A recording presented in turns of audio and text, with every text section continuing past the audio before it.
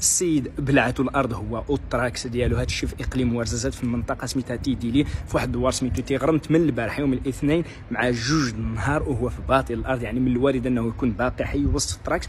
يعني السلطات كاينين تما تيحفروا ولكن هادشي ما كافيش. بغينا هذا الفيديو تبارطاجيوها باش تكون قضيه راي عام، واي واحد عنده شي تراكس ولا السلطات يزيدوا يكثفوا المجهودات ديالهم ويزيدوا من لي زيكيبمون يمشيو لتما باش انهم يحفروا بواحد وتيره سريعه باش انهم يوصلوا لهذا السيد هذا. بغينا على الله ان شاء الله يلقاوه حي.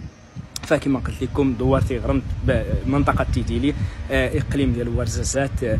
راه السيد راه داكشي بحال الخيال، بحال خسفات به الارض بحال بالعادو بحال. المهم السيد كان خدام ولا ما عرفتش كان تيدير.